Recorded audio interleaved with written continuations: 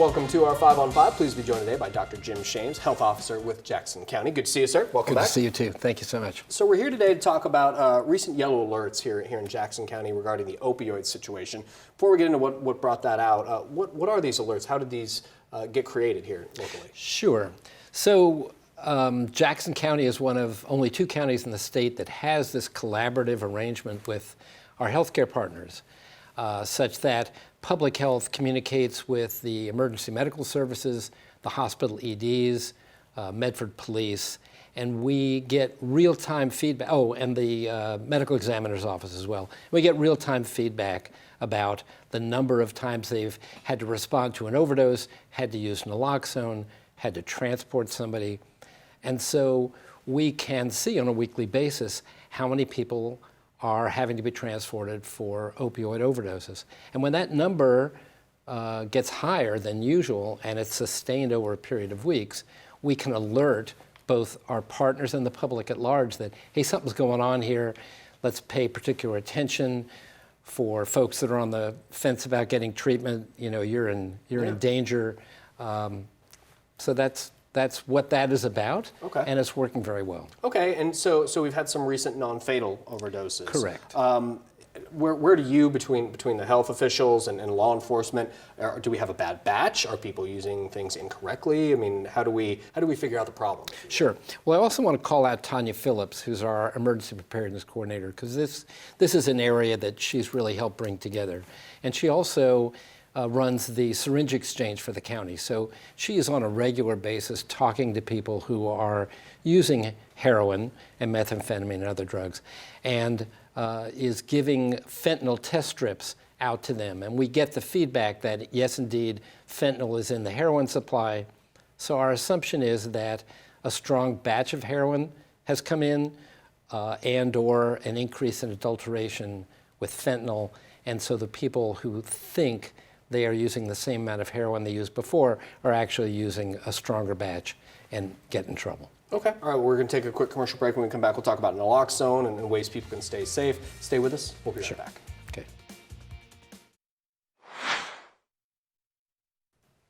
Welcome back to our 5 on 5. Again, we're here with Dr. Jim Shames, the health officer with Jackson County. So we're talking about some yellow alerts we've had recently, some non-fatal overdoses, thankfully, of course, non-fatal. What's the best advice you can give people if they see an overdose happen in front of them? Sure. Well, 911 should always be called first.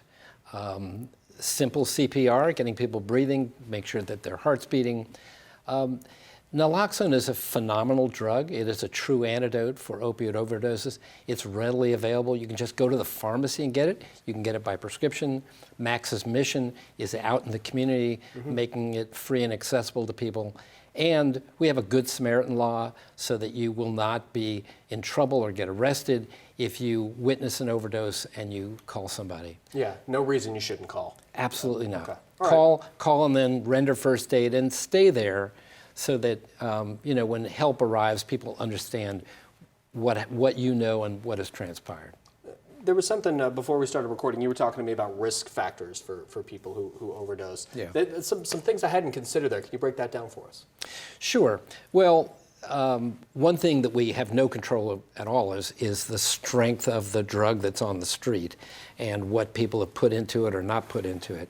But there are some situations where people are at increased risk. For example, if you go to jail and you are opioid dependent and you go through withdrawal in jail, when you come out, you are much less tolerant than you were when you went in, meaning that if you go back and use the same amount of drug after jail than before jail, you could overdose and die. Same thing could be true for hospitalizations or the administration of naloxone or having gone through a treatment program and then relapsing.